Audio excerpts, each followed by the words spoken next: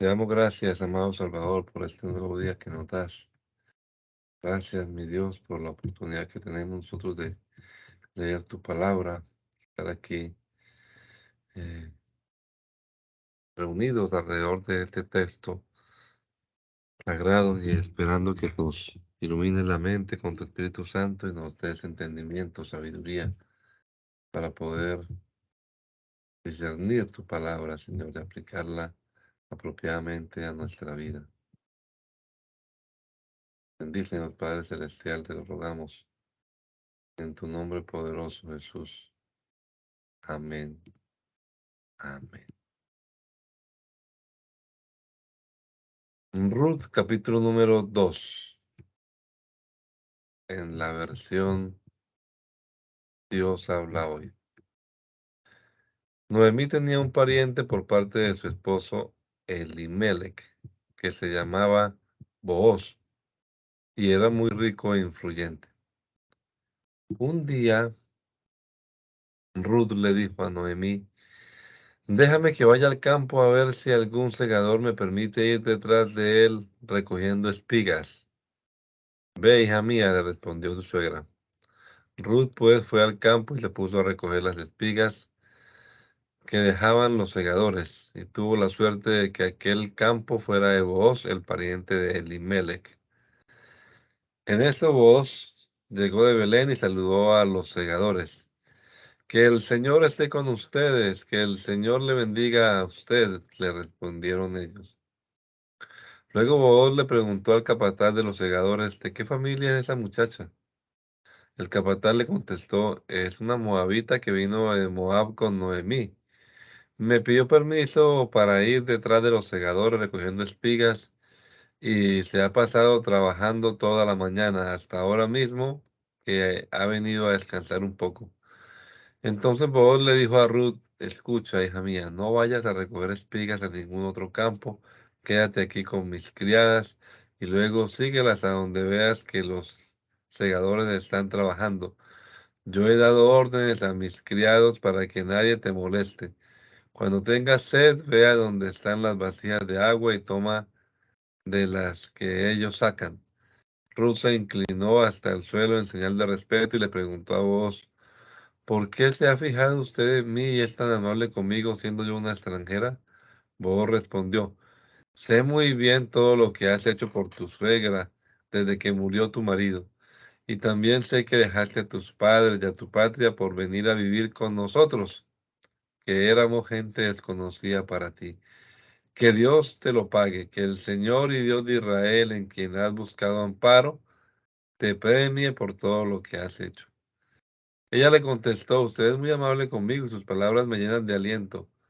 Me ha hablado usted con cariño, aunque yo ni siquiera soy una de sus criadas. A la hora de comer, Booz llamó a Ruth y le dijo: ven acá, toma un pedazo de pan y mójalo en esta salsa de vinagre. Ruth se sentó junto a los segadores y Booz le dio grano tostado. Ella comió hasta quedar satisfecha y todavía le sobró. Luego, cuando se fue otra vez a recoger espigas, Booz ordenó a sus criados: dejen que también recoja espigas entre los manojos de cebada. No se lo impidan. Y aún dejen caer algunas espigas de sus propios manojos para que ella las recoja, que nadie la moleste. Ruth recogió espigas en el campo de Booz hasta que llegó la noche, y lo recogido por ella dio, al desgranarlo, más de 20 kilos de cebada. Regresó entonces a la ciudad cargada con el grano que fue a mostrárselo a su suegra. Después sacó lo que le había sobrado de la comida y se lo dio a Noemí. ¿Dónde trabajaste hoy?, preguntó Noemí. ¿Dónde recogiste tantas espigas? Bendito sea el que te haya ayudado de esa manera. Ruth le contó a su suegra con quién había estado trabajando. El hombre con quien he trabajado se llama Booz, le dijo. Y Noemí le contestó: que el Señor lo bendiga. Él ha sido bondadoso con nosotras, ahora como antes lo fue con los que ya han muerto. Ese hombre es pariente cercano de nosotras, y por eso es uno de los que tiene el deber de protegernos. Ruth añadió: También me dijo que siga yo trabajando con sus criadas hasta que se termine la cosecha.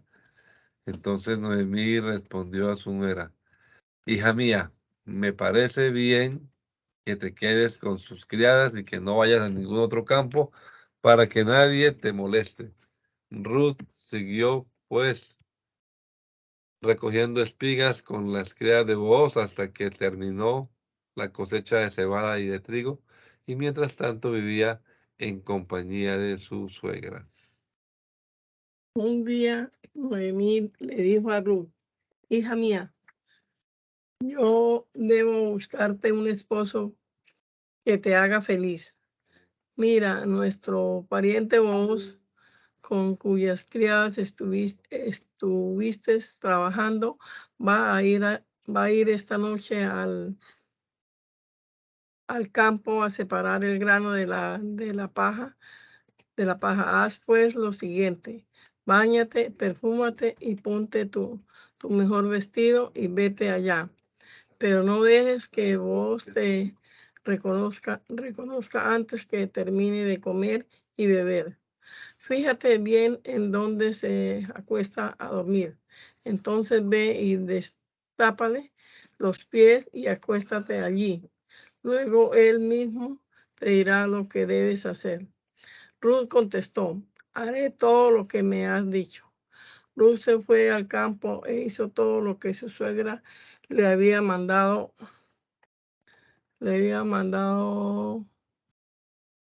Boaz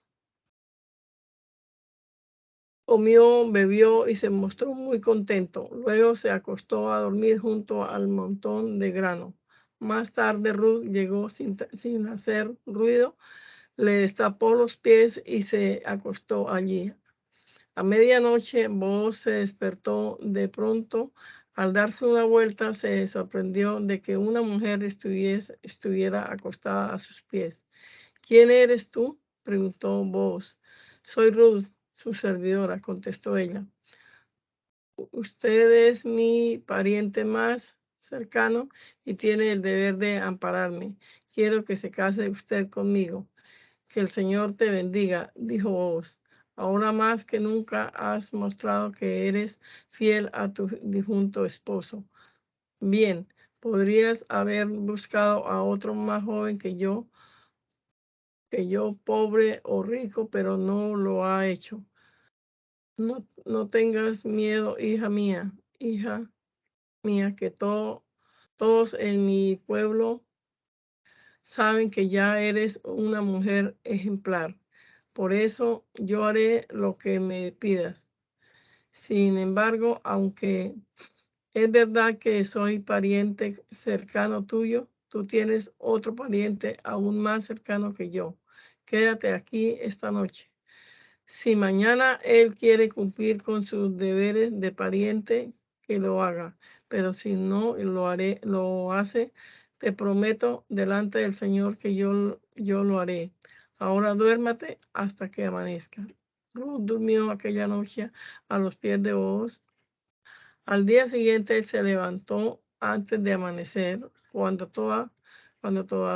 todavía estaba muy oscuro, porque Boaz había dicho: nadie debe saber que esta mujer ha venido al campo.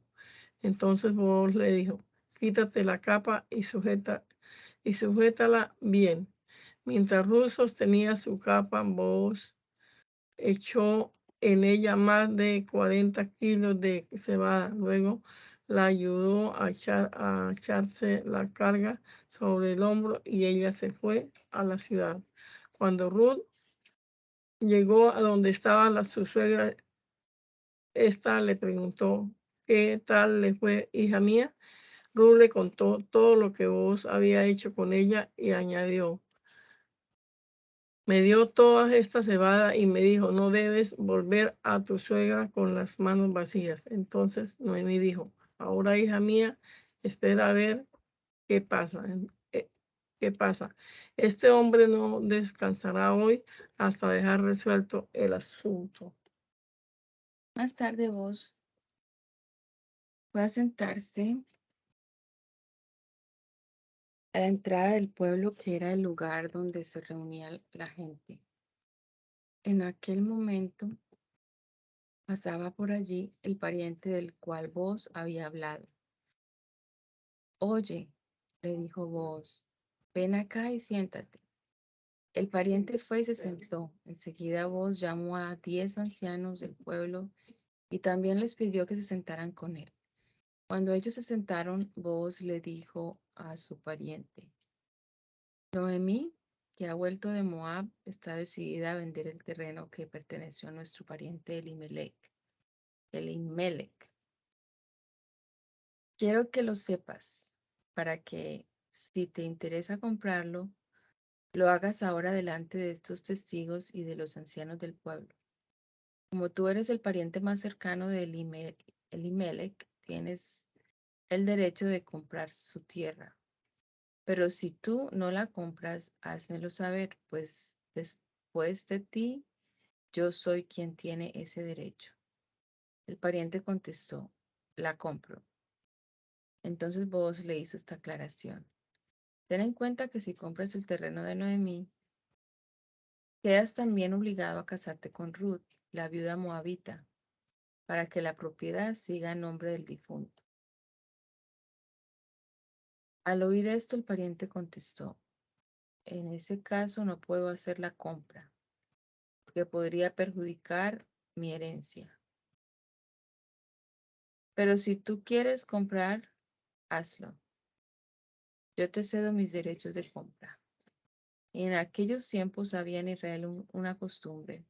Cuando uno cedía a otro el derecho de parentesco o cuando se cerraba un contrato de compraventa, el que cedía o vendía se quitaba una sandalia y se la daba al otro. De acuerdo, de acuerdo, pues, con esa costumbre, el pariente de Booz se quitó la sandalia, se la dio a Booz y le dijo, compra tú. Entonces Booz dijo a los ancianos y a los allí presentes, todos ustedes son hoy testigos de que le compro a Noemí las propiedades de Elimelec, Ilión y Mahlón.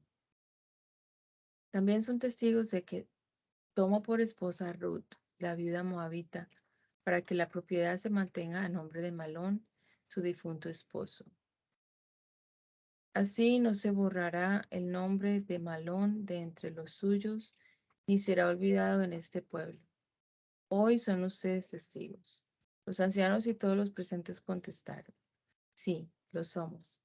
El Señor haga que la mujer que va a entrar en tu casa sea como Raquel y Lía, de quienes descendemos todos los israelitas. Y tú, sé un hombre ilustre en Éfrata, un hombre notable en Belén. Que el Señor te dé muchos hijos de esta mujer. Que tengas una familia numerosa como la tuvo Fares, el hijo de Tamar y Judá. Así fue como Booz se casó con Ruth y se unió a ella, y el Señor permitió que quedara embarazada y que tuviera un hijo. Entonces las mujeres decían a Noemí, alabado sea el Señor, que te ha dado hoy un nieto para que cuide de ti. Ojalá tu nieto sea famoso en Israel. Él te dará ánimos y te sostendrá en tu vejez, porque es el hijo de tu nuera, la que tanto te quiere y que vale para ti más que 7 hijos. Noemí tomó al niño en su regazo y se encargó de criarlo. Al verlo, las vecinas decían, le ha nacido un hijo a Noemí, y le pusieron por nombre Obed. Este fue el padre de Jesé y abuelo de David. Estos fueron los descendientes de Fares. Fares fue el padre de Esrón. Esrón fue el padre de Ram. Ram fue el padre de Aminadab. Aminadab fue el padre de Naasón. Naasón fue el padre de Salmón. Salmón fue el padre de Booz. Booz fue el padre de Obed. Obed fue el padre de Jesé. Y Jesé fue el padre de David. Primer libro de Samuel. En un lugar de los montes de Efraín, llamado Ramá, vivía un hombre de la familia de Sub, cuyo nombre era Elcaná. Era hijo de Jeroboam y nieto de Eliú. Su bisabuela fue Tou, hijo de Sub, que pertenecía a la tribu de Efraín. Elcaná tenía dos esposas, una se llamaba Ana y la otra Peniná. Peniná tenía hijos, pero Ana no los tenía. Todos los años salía Elcaná de su pueblo para pedir culto, para rendir culto y ofrecer sacrificio en Silo al Señor Todopoderoso. Allí había dos hijos del sacerdote Elí,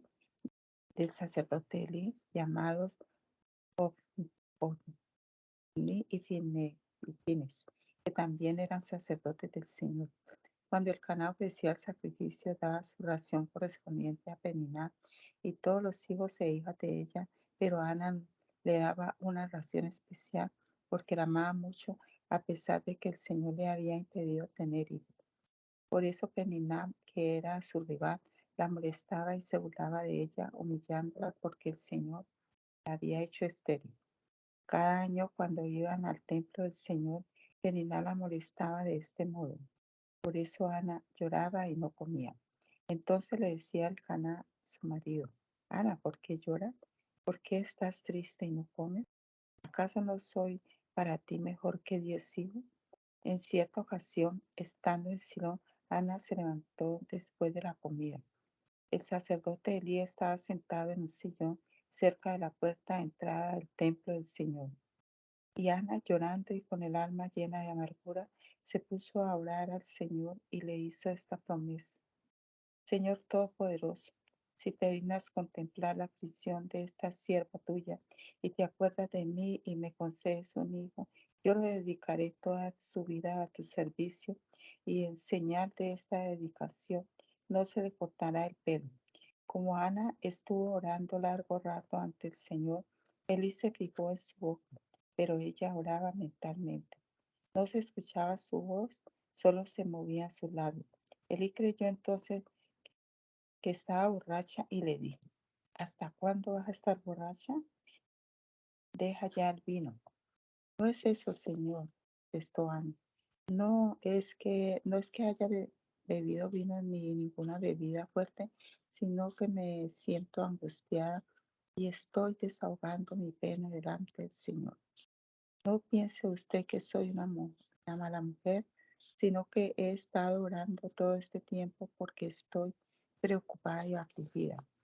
Vete en paz, le contestó Elí, y que el Dios de Israel te conceda lo que le has pedido. Muchísimas gracias, contestó ella. Luego Ana regresó por donde había venido y fue a comer y nunca más volvió a estar triste. A la mañana siguiente madrugaron y después de adorar al Señor regresaron a su casa en Ramá.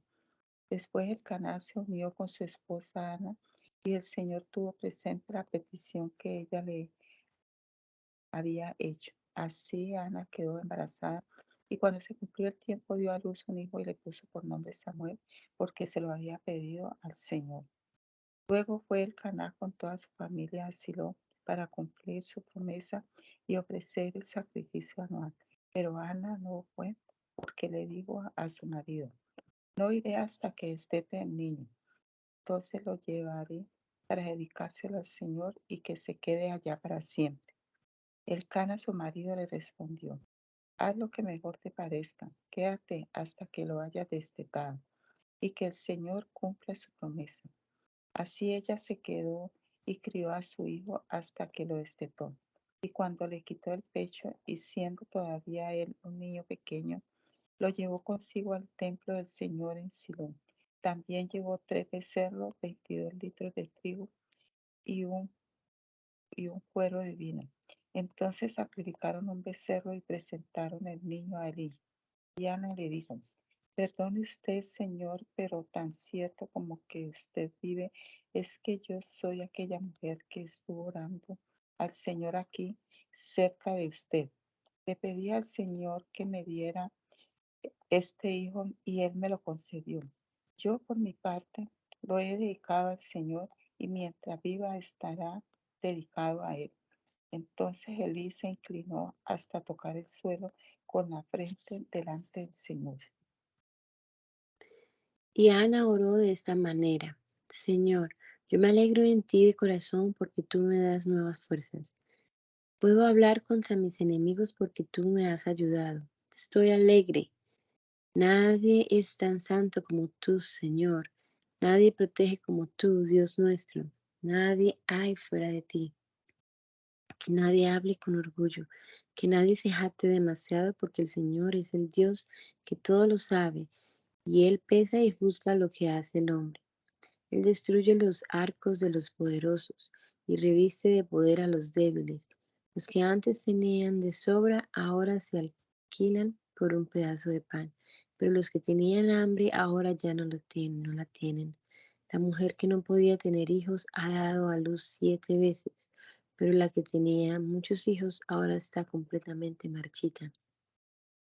El Señor quita la vida y la da, nos hace bajar al sepulcro y Él nos hace subir. El Señor nos hace pobres o ricos, nos hace caer y nos levanta. Dios levanta del suelo al pobre y saca del basurero al mendigo, para sentarlo entre grandes hombres y hacerle ocupar un lugar de honor, porque el Señor es el dueño de las bases de la tierra, y sobre ellas colocó el mundo. Él cuida los pasos de sus fieles, pero los malvados mueren en la oscuridad, porque nadie triunfa por la fuerza. El Señor hará pedazos a sus enemigos, y desde el cielo enviará truenos contra ellos. El Señor juzgará al mundo entero, dará poder al rey que ha escogido y hará crecer su poder. Luego regresó el Caná a su casa en Ramá, pero el niño se quedó sirviendo al Señor bajo las órdenes del sacerdote Elí. Los hijos de Elí eran unos malvados y no les importaba el Señor, ni los deberes de los sacerdotes para con el pueblo. Pues cuando alguien ofrecía un sacrificio, llegaba un criado del sacerdote con un tenedor en la mano, y mientras la carne estaba cociéndose, metía el tenedor en el perol, en la olla, en el caldero o en la cazuela, y todo lo que sacaba con el tenedor era para el sacerdote. Así hacían con todo israelita que llegaba a Silo.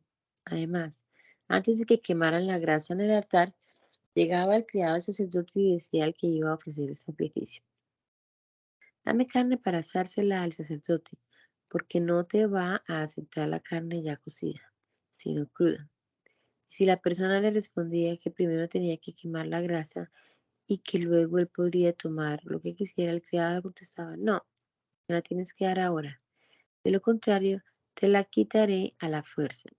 Pues así, el pecado de esos jóvenes que cometían ante el Señor era gravísimo, porque trataban con desprecio las ofrendas que pertenecían al Señor.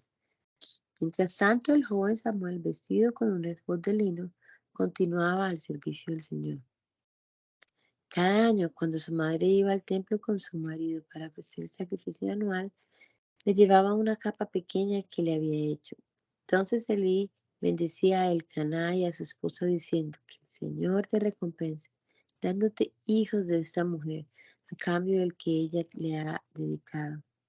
Después de eso regresaban a su hogar, y el Señor bendecía a Ana, la cual quedaba embarazada. De esta manera Ana dio a luz 3 hijos y 2 hijas, y el niño Samuel seguía creciendo ante el Señor. En cuanto a Elí, era ya muy viejo, pero estaba enterado de todo lo que sus hijos les hacían a los israelitas, y que hasta se acostaban con las mujeres que estaban de servicio a la entrada de la tienda del encuentro de Dios. Por tanto les dijo: Todo el mundo me habla de las malas acciones de ustedes. ¿Por qué se portan así? No, hijos míos, no es nada bueno lo que sé que el pueblo del Señor anda contando acerca de ustedes. Si una persona comete una falta contra otra, el Señor puede intervenir en su favor. Pero si una persona ofende al Señor, ¿quién lo defenderá? ¿Quién la defenderá por ellos? Pero ellos no hicieron caso de lo que su padre les dijo, porque el Señor había decidido quitarle la vida. Mientras tanto, el joven Samuel seguía creciendo y su conducta agradaba tanto al Señor como a los hombres. Por ese tiempo llegó un profeta a visitar a Elí y le dijo: el Señor ha declarado lo siguiente. Cuando tus antepasados estaban en Egipto al servicio del faraón, claramente me manifesté a ellos, y de entre todas las tribus de Israel los escogí para que fueran mis sacerdotes, para que ofrecieran holocaustos sobre mi altar y quemaran incienso, y llevaran un efod en mi presencia.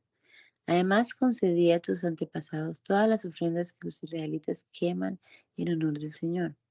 ¿Por qué, pues, han despreciado los sacrificios y ofrendas que yo he ordenado realizar? Porque das más preferencia a tus hijos que a mí, engordándolos con lo mejor de todas las ofrendas de Israel, mi pueblo. Por lo tanto, el Señor, el Dios de Israel, que había dicho que tú y tu familia le servirían siempre, ahora declara, jamás permitiré tal cosa, sino que honraré a los que me honren, y los que me desprecien serán puestos en ridículo. Yo, el Señor, lo afirmo. Ya se acerca el momento en que voy a destruir tu poder y el de tus antepasados, y ninguno de tu familia llegará a viejo. Contemplarás con angustia y envidia todo el bien que yo haré en Israel, y jamás nadie en tu familia llegará a viejo. Pero dejaré a alguno de tus parientes cerca de mi altar, para que se consuman de envidia sus ojos y de dolor su alma, y todos tus otros descendientes serán asesinados. Te servirá de muestra lo que ocurrirá a tus dos hijos, Ofni y Finés. Los dos morirán el mismo día. Luego pondré un sacerdote digno de confianza y que actúe de acuerdo con mi voluntad y criterio, al que le daré una descendencia continua y le haré estar siempre al servicio del rey que yo haya escogido.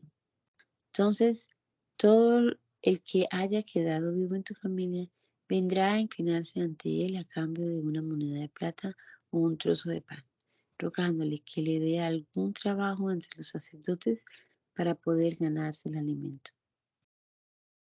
El joven Samuel seguía sirviendo al Señor bajo las órdenes de Elí. En aquella época era muy raro que el Señor le comunicara a alguien un mensaje. No era frecuente que alguien tuviera una visión. Pero un día Elí, que había comenzado a quedarse ciego y no podía ver bien, estaba durmiendo en su habitación. Samuel estaba acostado en el templo del Señor donde se encontraba el arca de Dios. La lámpara del santuario seguía encendida. Entonces el Señor lo llamó. Samuel, aquí estoy, contestó él. Y luego corrió a donde estaba Elí y le dijo, aquí me tiene usted. ¿Para qué me quería? Yo no te he llamado, contestó Elí. Vuelve a acostarte. Entonces Samuel fue y se acostó. Pero el Señor le llamó otra vez. Samuel. Y Samuel se levantó y fue junto a Elí diciendo, aquí me tiene usted. ¿Para qué me quería? Yo no te he llamado, hijo mío, respondió Elí. Vuelve a acostarte. Samuel no conocía al Señor todavía, pues él aún no le había manifestado nada. Pero por tercera vez llamó el Señor a Samuel y éste se levantó y fue a decirle a Elí, aquí me tiene usted, ¿para qué me quería? Elí comprendió entonces que el Señor era quien llamaba al joven y dijo a este, ve a acostarte. Y si el Señor te llama, respóndele, habla que tu siervo escucha. Entonces Samuel se fue y se acostó en su sitio. Y después llegó el Señor, se detuvo y lo llamó igual que antes. Samuel, Samuel, habla que tu siervo escucha, contestó Samuel. Y el Señor le dijo, voy a hacer algo en Israel que hasta los oídos le dolerán a todo el que lo oiga. Ese día sin falta cumpliré a Elí todo lo que le he dicho respecto a su familia. Le he anunciado que voy a castigar a los suyos para siempre por la maldad que él ya sabe, pues sus hijos me han maldecido y él no los ha reprendido. Por tanto, he jurado contra la familia de Elí que su maldad no se borrará jamás, ni con sacrificios ni con ofrendas. Después de esto, Samuel se acostó hasta la mañana siguiente y entonces abrió las puertas del templo del Señor. Samuel tenía miedo de contarle a Elí la visión que había tenido, pero Elí lo llamó y le dijo, Samuel, hijo mío, aquí estoy, respondió él. Y Elí le preguntó, ¿qué es lo que te ha dicho el Señor? Te ruego que no me ocultes nada, que Dios te castigue duramente si me ocultas algo de todo lo que Él te ha dicho. Samuel le declaró todo el asunto sin ocultarle nada y Elí exclamó, Él es el Señor, hágase lo que a él le parezca mejor. Samuel creció y el Señor lo ayudó y no dejó de cumplir ninguna de sus promesas. Y todo Israel, desde Dan hasta Beerseba, reconoció que Samuel era un verdadero profeta del Señor. Y el Señor volvió a revelarse en Silo, pues allí era donde él daba a conocer a Samuel su mensaje. Y después Samuel se lo comunicaba a todo Israel. Por aquel entonces se juntaron los filisteos para luchar contra Israel, por lo cual salieron los israelitas a hacer frente a los filisteos y acamparon junto a Ebenezer. Los filisteos establecieron su campamento en Afeb, desplegándose para atacar a los israelitas y al entablarse la lucha, los filisteos vencieron a los israelitas y mataron a 4,000 de sus hombres en el campo de batalla. Cuando el ejército israelita volvió al campamento, los ancianos de Israel dijeron: ¿por qué permitió hoy el Señor que nos derrotaran los filisteos? Vamos a traernos de Silo el arca de la alianza del Señor, para que Él marche en medio de nosotros y nos libre de nuestros enemigos.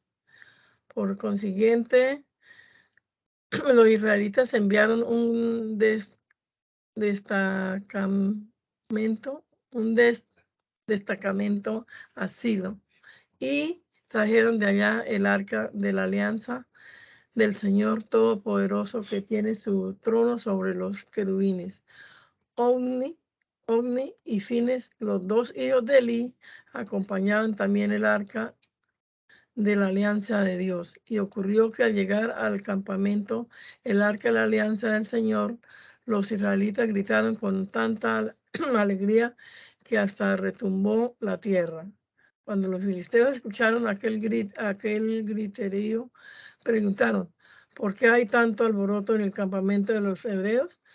Pero al saber que el arca del Señor había llegado al campamento, tuvieron miedo y dijeron: Dios ha llegado al campamento, ay de nosotros, porque hasta ahora no había sido así.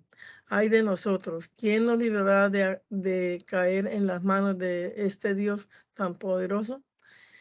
Él es quien destruyó a los ejércitos en el desierto con toda clase de plagas. Ármese pues de valor, soldados filisteos, y luchen con ardor para que no lleguen a ser esclavos de los hebreos como ellos lo han sido de ustedes. Entonces los filisteos atacaron y derrotaron a los israelitas, los cuales huyeron a su campamento. La matanza que hicieron fue tremenda, pues de la infantería israelita cayeron 30,000 hombres. También capturaron el arca de Dios y mataron a Ovni y a Fines, los dos hijos de Eli. Pero un soldado de la tribu de Benjamín logró escapar del campo de batalla y corriendo llegó a Silo el mismo día.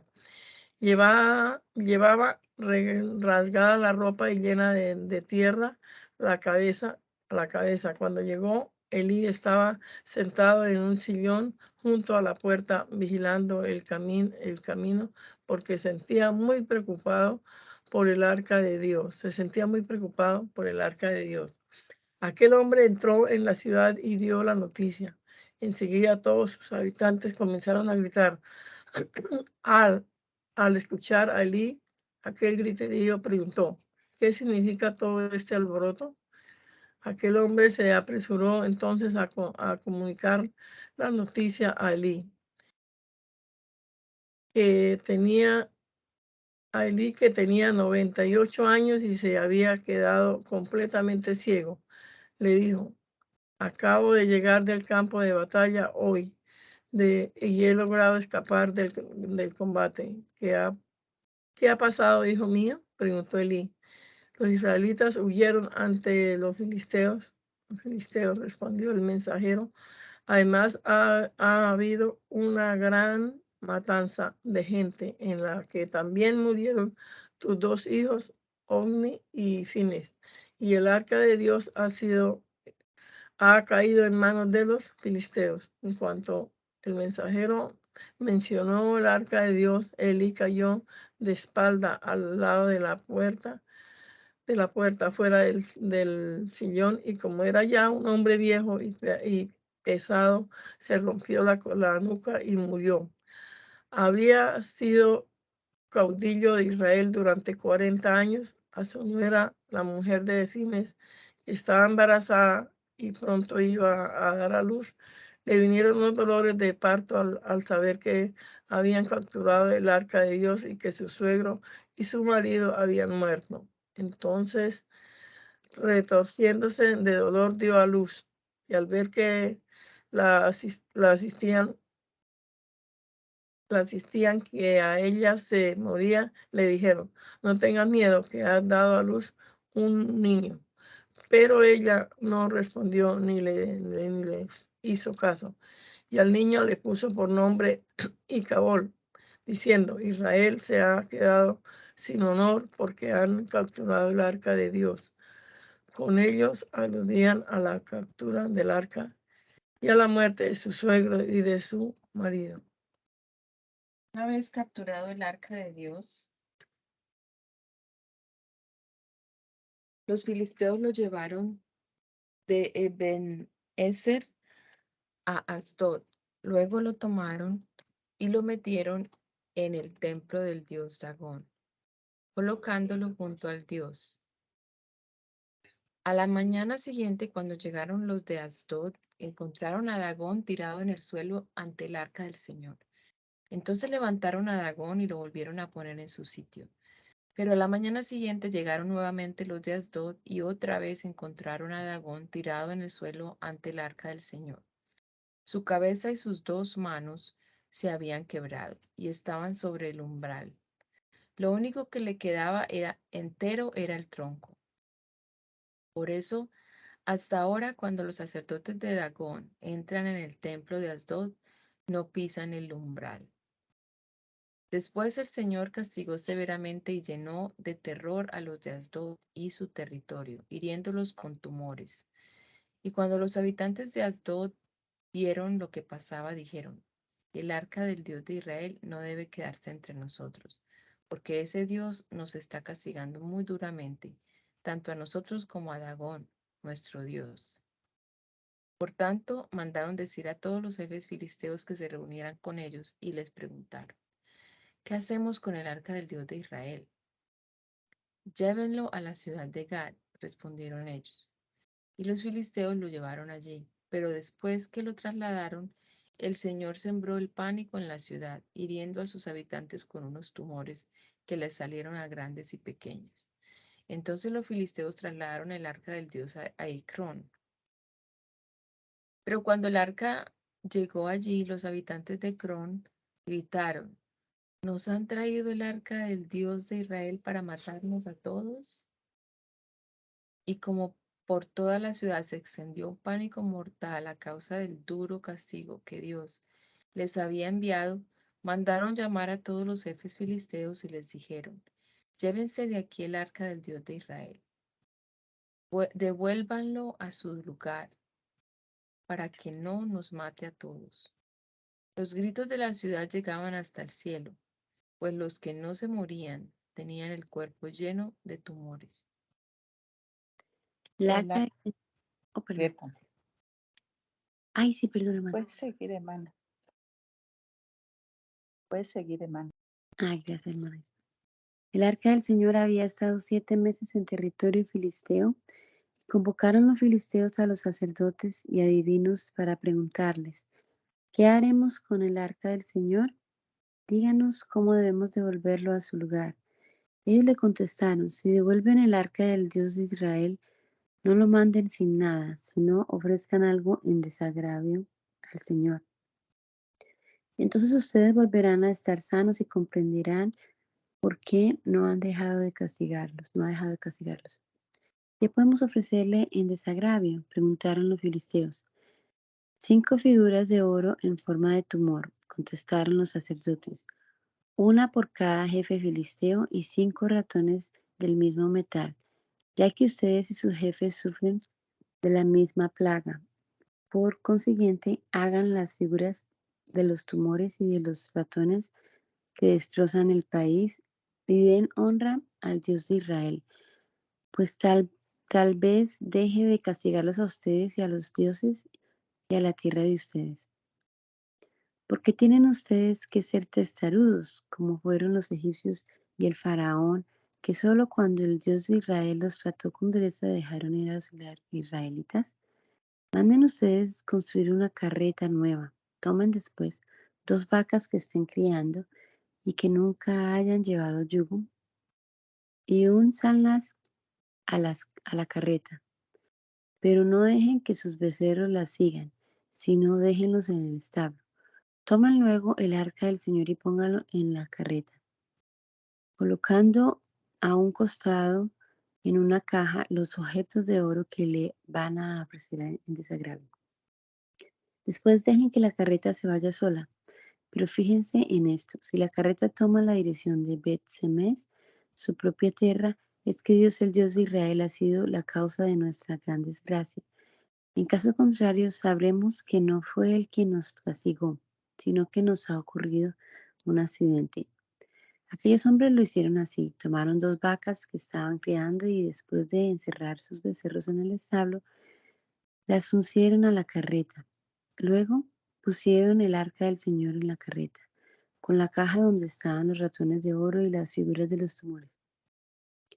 Después las vacas se echaron a andar por el camino que va a Bet-Semes, mugiendo y siguiendo en dirección fija, sin desviarse a ningún lado.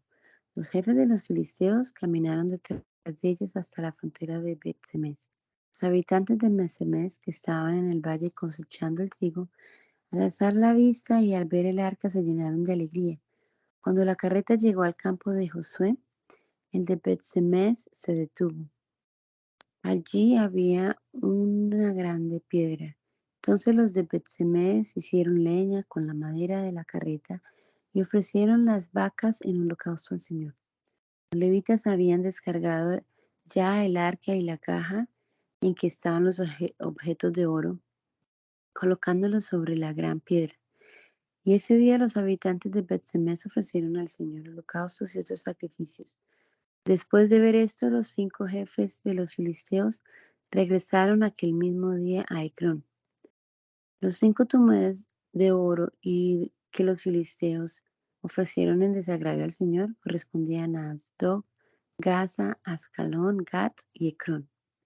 Y el número de ratones de oro era igual al total de las ciudades filisteas de aquellos 5 jefes, contando tanto las ciudades fortificadas como las aldeas sin murallas. La gran piedra sobre la que pusieron el arca del Señor todavía puede verse en el campo de Josué, el de Bet-Semes. Pero el Señor hizo morir a algunos de los habitantes de Bet-Semes por haber curioseado dentro del arca. Les quitó la vida a 70 hombres, y la población lloró por la gran mortandad que el Señor había causado entre ellos. Entonces dijeron los habitantes de Bet-Semes: ¿quién se puede sostener ante el Señor y ante este gran Dios? ¿Contra quién irá cuando se aparte de nosotros? Y enviaron a los habitantes de Kiriat Jearim el siguiente mensaje: los filisteos han devuelto el arca del Señor, así que vengan a llevársela.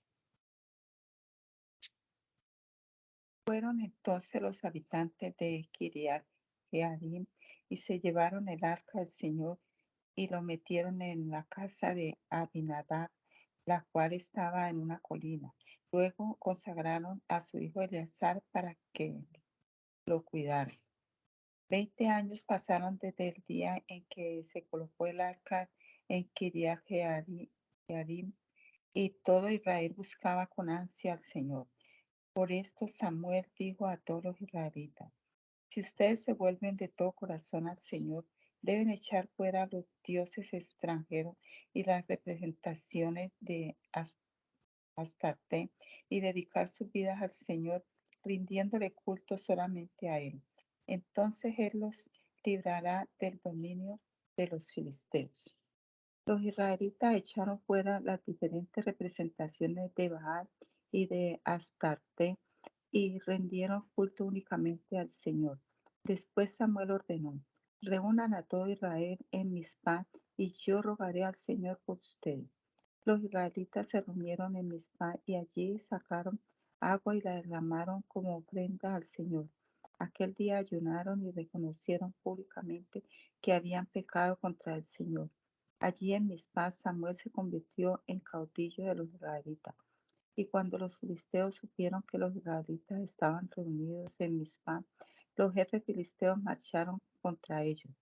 Los israelitas, al saberlo, tuvieron miedo y dijeron a Samuel: no dejes de rogar al Señor nuestro Dios por nosotros para que nos salve del poder de los filisteos.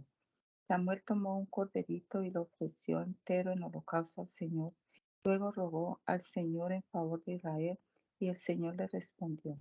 Cuando Samuel estaba ofreciendo el holocausto, los filisteos avanzaron para atacar a los israelitas. Entonces el Señor lanzó un trueno enorme contra ellos y los asustó. Y de este modo fueron vencidos por los israelitas. Inmediatamente salieron los israelitas de Mizpá a perseguir a los filisteos y los atacaron hasta más abajo de Bet-Car. Después tomó Samuel una piedra y la colocó entre Mizpá y Sem y la llamó Eben-Ezer, pues dijo: hasta ahora el Señor nos ha ayudado. Los filisteos fueron derrotados y no volvieron a invadir el territorio israelita, y mientras Samuel vivió, el Señor estuvo contra los filisteos. Las ciudades que los filisteos habían tomado a los israelitas, desde Ecrón hasta Gat, volvieron a ser de Israel. De esta manera, los israelitas libraron su territorio del dominio filisteo y hubo paz entre los israelitas y los amorreos. Samuel fue caudillo de Israel durante toda su vida y todos los años iba a Betel, Gilgal y Mizpá para atender los asuntos de Israel en todos estos lugares. Luego regresaba a Ramá, donde tenía su residencia, y desde allí gobernaba Israel. También construyó allí un altar al Señor. Al hacerse viejo, Samuel nombró caudillos de Israel a sus hijos. Su primer hijo se llamaba Joel, su segundo hijo Abías, y gobernaban en Beerseba. Sin embargo, los hijos no se comportaron como su padre, sino que se volvieron ambiciosos y se dejaron sobornar y no obraron con justicia.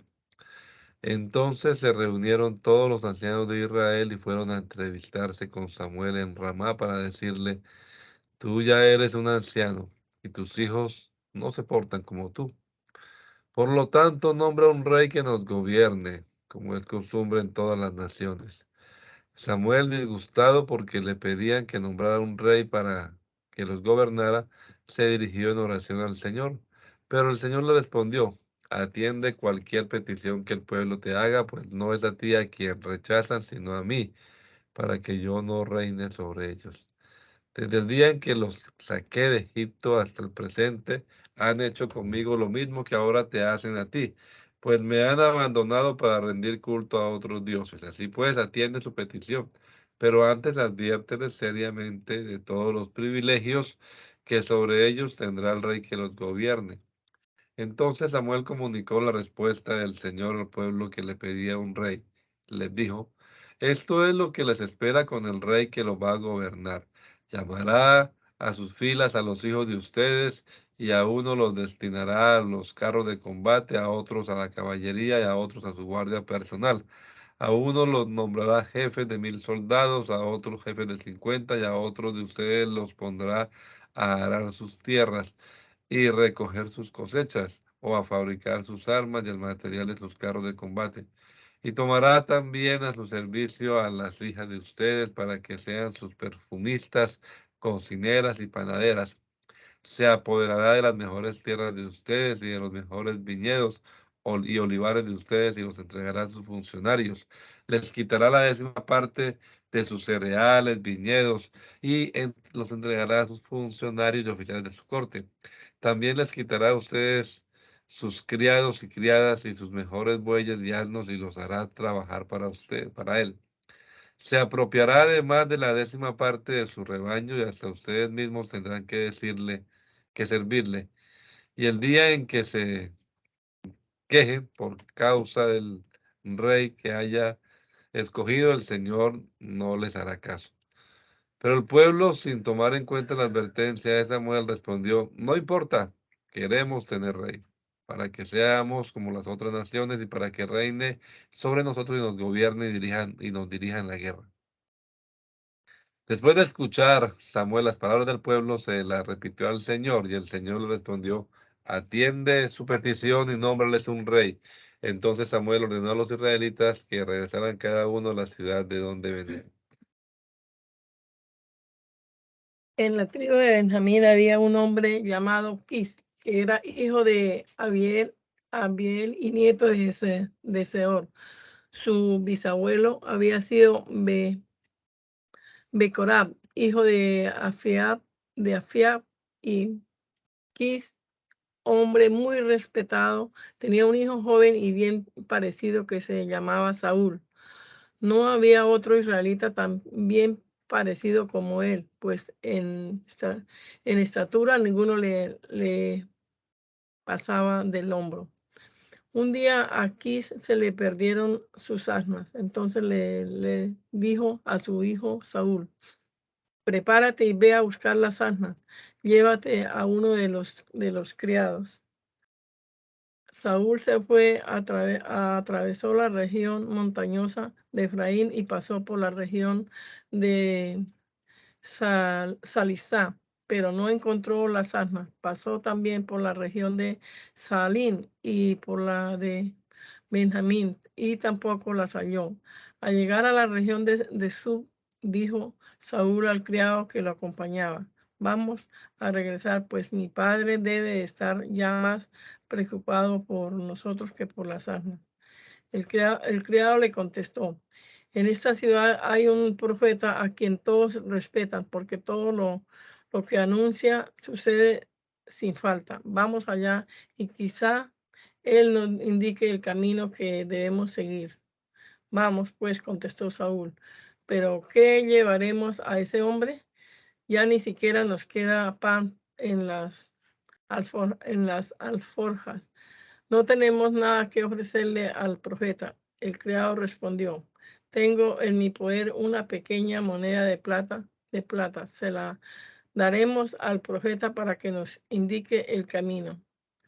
Antiguamente, cuando algún israelita quería consultar a Dios, decía: vamos a ver al vidente, pues al que ahora se le llama profeta, antes se le llamaba vidente. De acuerdo, dijo Saúl.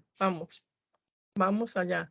Los dos se dirigieron a la ciudad donde vivía el profeta, y cuando iban subiendo la cuesta en dirección a la ciudad, se encontraron con unas muchachas que iban a sacar agua y les preguntaron: ¿es aquí donde podemos encontrar el vidente?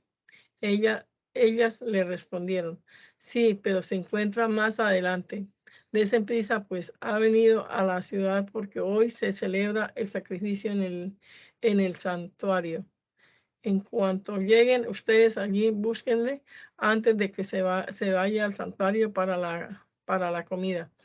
La gente no comerá hasta que él llegue, pues él tiene que bendecir el sacrificio, después de lo cual comerán los invitados.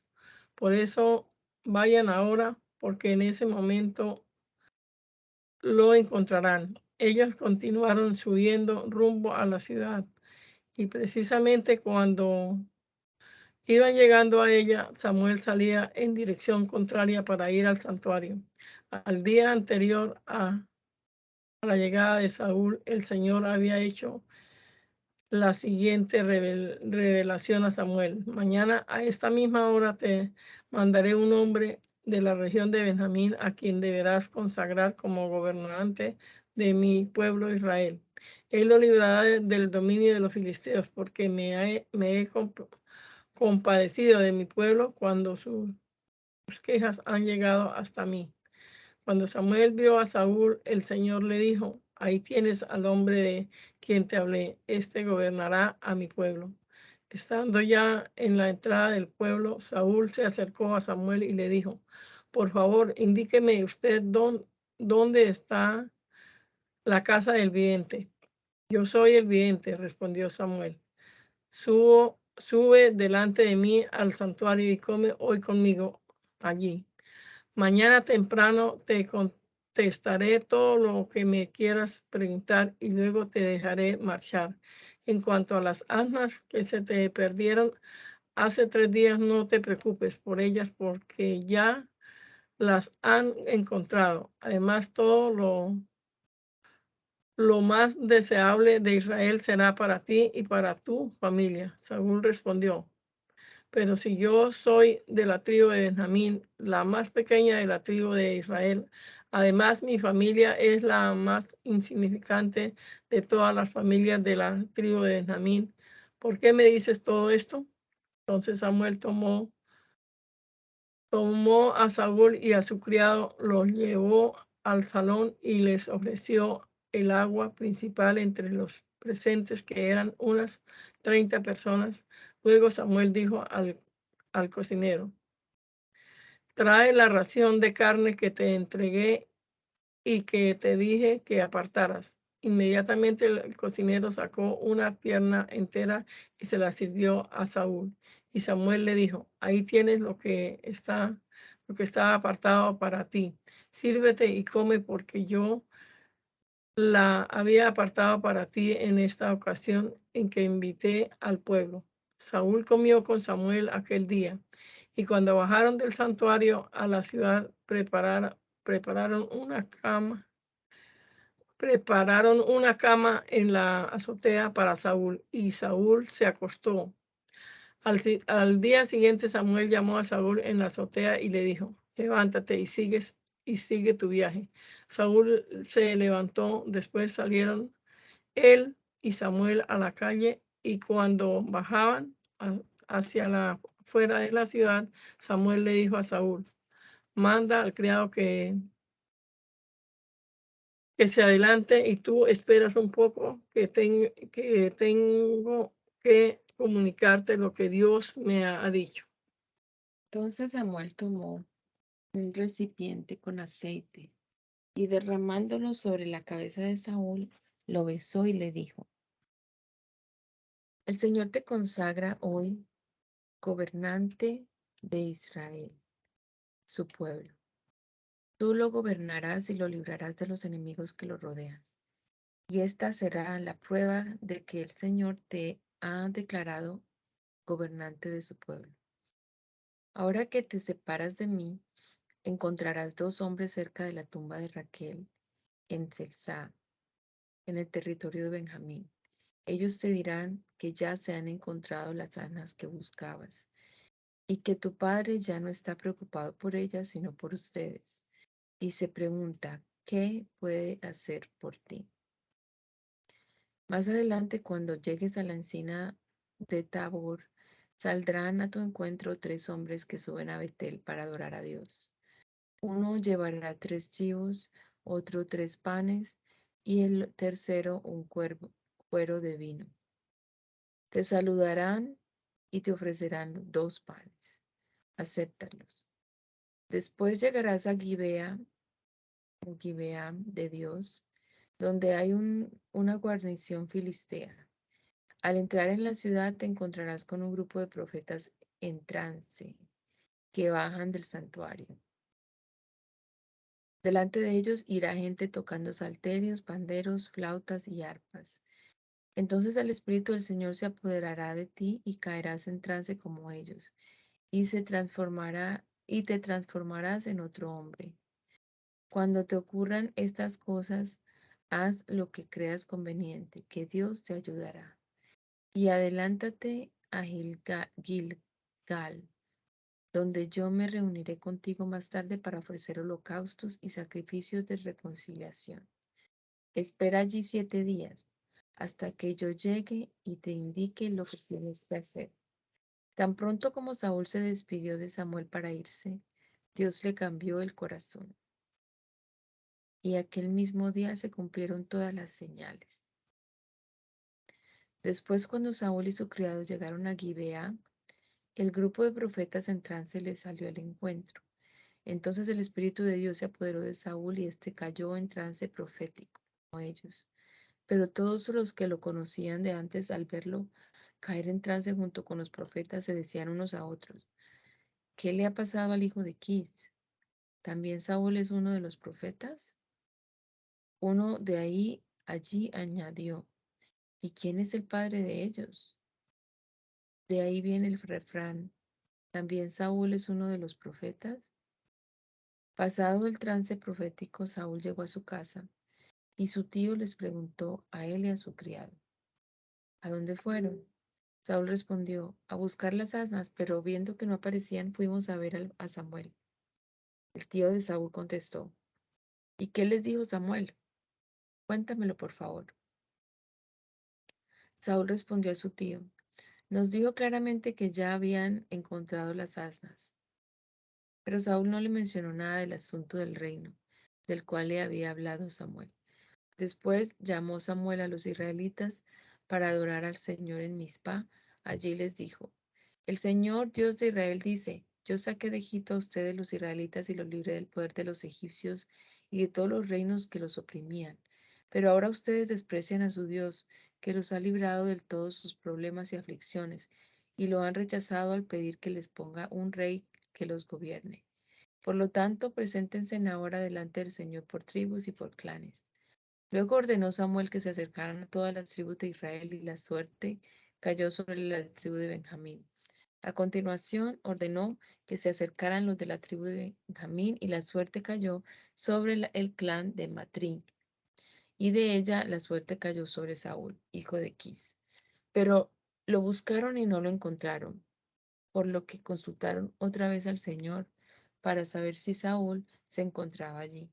Y el Señor respondió que Saúl ya estaba allí y que se había escondido entre el equipaje. Entonces corrieron a sacarlo de su escondite. Y cuando Saúl se presentó ante el pueblo, se vio que ningún israelita le pasaba del hombro. Samuel preguntó a todos: ¿ya vieron al que el Señor ha escogido como rey? No hay un solo israelita que pueda compararse con él. ¡Viva el rey!, respondieron los israelitas. Enseguida Samuel expuso al pueblo las leyes del reino y las escribió en un libro que depositó en el santuario del Señor. Después Samuel ordenó a todos que volvieran a sus casas. También Saúl se fue a su casa en Gibeá, y Dios influyó en el ánimo de varios valientes para que lo acompañaran. Pero no faltaron malas lenguas que dijeron: ¿y este es el que va a salvarnos? Y lo menospreciaron y no le rindieron honores. Pero Saúl se hizo el desentendido.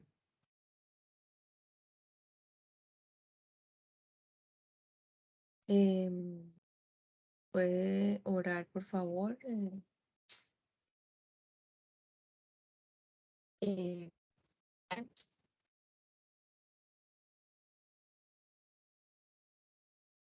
o hermana Luz.